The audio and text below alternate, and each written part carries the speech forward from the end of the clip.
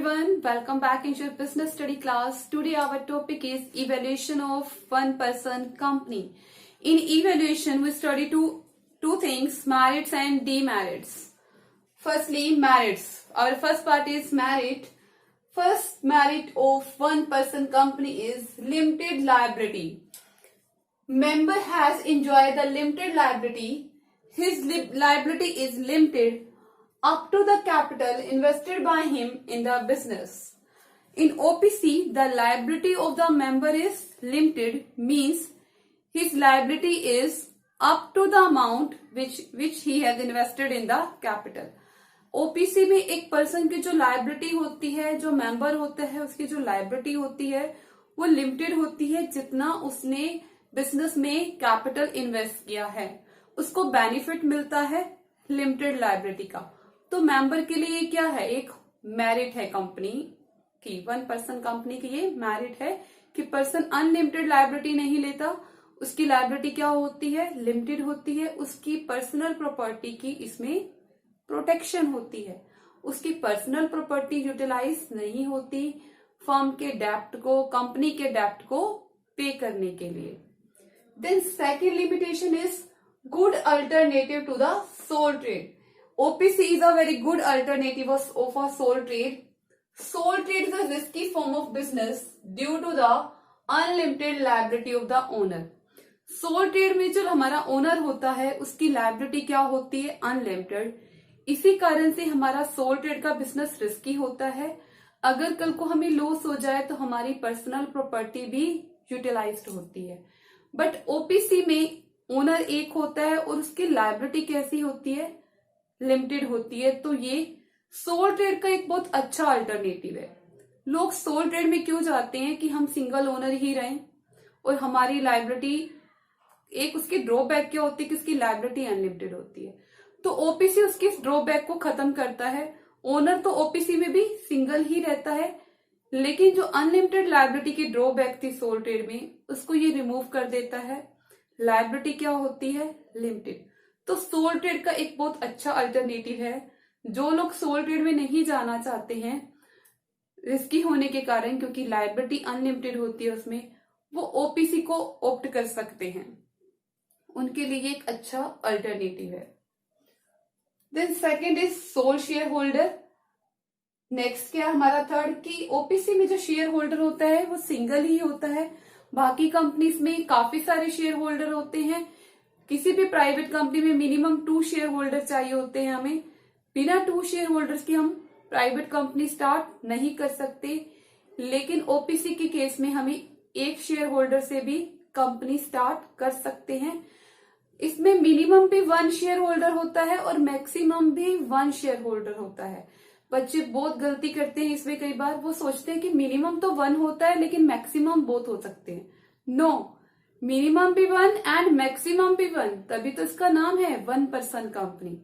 तो share holder कितने होते हैं इसमें, only and only 1, only 1 member and 1 share holder, और वही कंपनी का मालिक होता है। After that entry into the organise sector.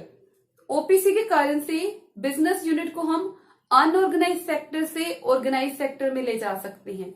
Like soul trade है, वो क्या है, अनऑर्गेनाइज सेक्टर है, जिसकी रजिस्ट्रेशन नहीं होती है, अनऑर्गेनाइज्ड है, कोई लीगल स्टेटस नहीं है उसका। तो OPC में OPC को एक लीगल स्टेटस मिलता है, सोल ट्रेड का बेनिफिट भी मिलता है और लीगल स्टेटस भी मिलता है। मतलब हम अनऑर्गेनाइज से ऑर्गेनाइज फॉर्म में एंट्री कर लेते हैं ड्यू टू द OPC, और जब हम ऑर्गेनाइज सेक्टर में एंट्री करते हैं तो हमें ऑर्गेनाइज सेक्टर के बेनिफिट मिलते हैं। कहने का मीनिंग है कि OPC में हमें सोल ट्रेड का बेनिफिट भी मिलेगा और ऑर्गेनाइज सेक्टर में जो बेनिफिट्स होते हैं वो भी मिलेगा। मींस लोगों का ट्रस्ट मिलेगा, हमें लोन इजीली मिल जाएगा, काफी सारे बेनिफिट्स मिल सकते हैं हमें। Last merit is sole director. किसी भी प्राइवेट कंपनी में हमें जो डायरेक्टर्स हैं वो 2 डायरेक्टर्स चाहिए होते हैं, मिनिमम 2 डायरेक्टर्स चाहिए होते हैं, लेकिन OPC को हम 1 डायरेक्टर से भी स्टार्ट कर सकते हैं। सिर्फ 1 डायरेक्टर से OPC चलाई जा सकती है। वही पर्सन कंपनी के मैनेजमेंट को देखता है। ये क्या थी हमारी OPC की merits. And next is it's limitation, मतलब डीमेरिट्स क्या है, डिसएडवांटेज। फर्स्ट, मोर फॉर्मेलिटीज। सोल ट्रेड की कंपैरिजन में अगर इसकी बात करें ओपीसी की, तो इसमें फॉर्मेलिटीज बहुत ज्यादा होती हैं। हमें रजिस्ट्रेशन कराना पड़ता है, अपना नेम चूज करना पड़ता है जो किसी दूसरी कंपनी से मिलता जुलता ना हो, तो काफी सारी लीगल डॉक्यूमेंट्स बनवाने पड़ते हैं और फॉर्मेलिटीज करनी पड़ती हैं। किसके कंपैरिजन में, सोल ट्रेड के कंपैरिजन में। बट अगर हम और प्राइवेट कंपनी से कंपैरिजन की बात करें तो उससे कम फॉर्मेलिटीज है। अगर हम सिंपल प्राइवेट कंपनी बनाएं तो उसके कंपैरिजन में ओपीसी की फॉर्मेलिटीज कम होती हैं, बट सोल ट्रेड के कंपैरिजन में ज्यादा होती हैं। तो एक लिमिटेशन होगी more formalities. Then shortage of resources.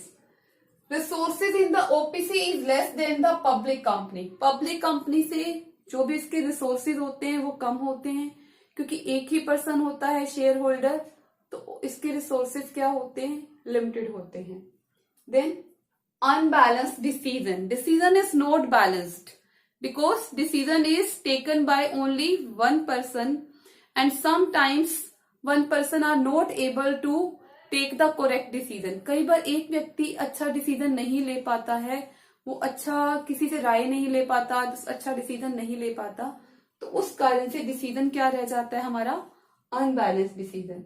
Decision are taken by only one person, so sometimes decision में भी अनबैलेंस, कई बार हमारा डिसीजन क्या हो जाता है, अनबैलेंस्ड हो जाता है। तो ये हमारा इवैल्यूएशन था ओपीसी का, जिसमें इसके मेरिट्स और डीमेरिट्स आई थी।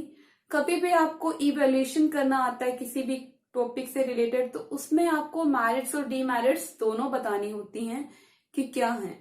ओके, तो this is our evaluation.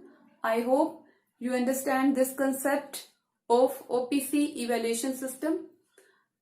Okay, thank you very much. Goodbye and take care.